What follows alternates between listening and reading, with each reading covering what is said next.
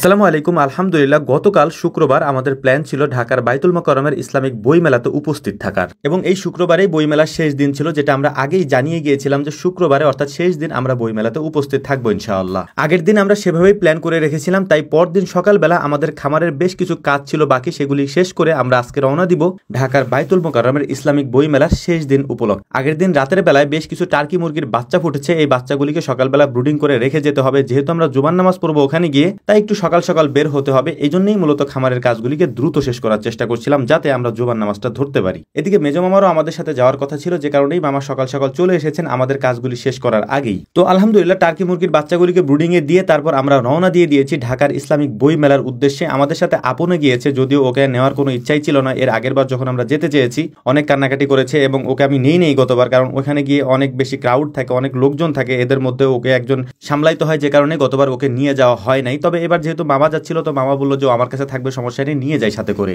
আমাদের বাড়ি থেকে ঢাকা যেতে তেমন একটা সময় লাগে না, এটা আপনারা অনেকেই জানেন। আমাদের এখান থেকে যেতে প্রায় 1 থেকে 1.5 ঘন্টার মতো সময় লাগে। তো আমরা পদ্মা সেতু পার হয়ে আলহামদুলিল্লাহ চলে এসেছি প্রায় ঢাকার একেবারে প্রবেশ মুখে। আমরা আলহামদুলিল্লাহ নামাজের অনেক আগেই এসেছিলাম, আমাদের টুকটাক একটু কাজ ছিল, সেই কাজগুলি আমরা সেরে নিয়েছি। সেরে নেওয়ার পর আমরা বাইতুল মোকাররম মসজিদে এসেছি, এখানেই মূলত আমরা জুমার নামাজ পড়বো। এর আগে কখনোই বাইতুল মোকাররমে জুমার নামাজ আমার আদায় করা হয়নি, এবং আমাদের মধ্যে অনেকেরই হয়নি, আমরা যারা একসাথে গিয়েছি। তাই আমাদের প্ল্যানই ছিল জুমার নামাজের সময় আমরা এখানে থাকবো, নামাজ পড়ে এখান থেকে আমাদের অন্য একটা কাজ আছে, সেই কাজগুলিকে আমরা সারবো, সেরে আসরের পরে আমরা এখানে আসবো, আসর থেকে মাগরিব পর্যন্ত এখানে আমরা থাকবো ইনশাআল্লাহ। জুমার নামাজের পরে অনেক মানুষের সমাগম এখানে ছিল, খুব দ্রুত আমরা বের হতে চাচ্ছিলাম এখান থেকে, যদিও আমরা সেটা পারিনি আলহামদুলিল্লাহ। তারপরও বের হয়ে আমাদের যে কাজগুলি ছিল সেই কাজগুলি সেরে পুনরায় আমরা বাইতুল মোকাররমে এসেছি আসরের নামাজ আদায় করার জন্য। আসরের নামাজ আদায় করে ইনশাআল্লাহ এখান থেকে আমরা মেলার উদ্দেশ্যে যাব, এবং মেলাতে আমরা আসর থেকে মাগরিব পর্যন্ত ইনশাআল্লাহ থাকবো। আমাদের ইচ্ছা ছিল আমরা আরো কিছু সময় থাকবো ইনশাআল্লাহ, কিন্তু সেইটা আসলে সুযোগ হয় নাই, কারণ এত মানুষের চাপ সামলানোটা আমাদের জন্য দুষ্কর একটা ব্যাপার হয়ে দাঁড়িয়েছিল। তাছাড়া গতবার অনেকেই প্রতিবেদন তৈরি করার জন্য আমাদের সাথে কথা বলতে চেয়েছিলেন, ক্যামেরা নিয়ে তারা বাইরে অপেক্ষা করেছিলেন, বৃষ্টির কারণে আমরা তাদেরকে সময় দিতে পারিনি। তো এবার প্ল্যান করেছিলাম যে যেভাবেই হোক,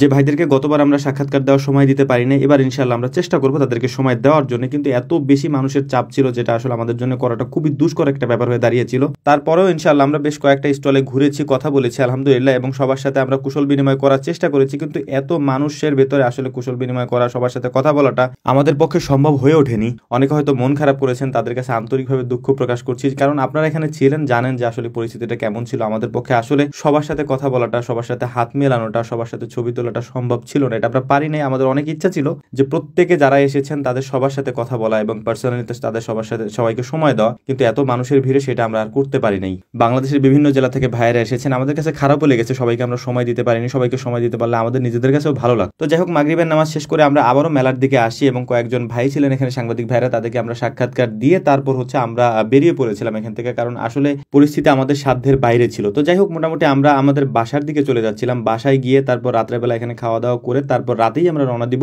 11:30 থেকে 12টার দিকে আমরা বাসা থেকে রওনা দিই। বাসা থেকে রওনা দিয়ে ঢাকা থেকে বাড়ি পর্যন্ত আসতে আসতে মোটামুটি 3টা বেজে যায় আমাদের। তো 3টার দিকে বাড়িতে আমরা এসে পৌঁছাই। তো যাই হোক, আমাদের জন্য দোয়া করবেন, আমাদের কোনো ভুল ত্রুটি হলে সেটা ক্ষমা সুন্দর দৃষ্টিতে দেখবেন। অনেকে কষ্ট পেয়েছেন, তাদের কাছে আন্তরিকভাবে দুঃখ প্রকাশ করছি। আবারও দোয়ার দরখাস্ত রেখে শেষ করছি। আসসালামু আলাইকুম রহমতুল্লাহ।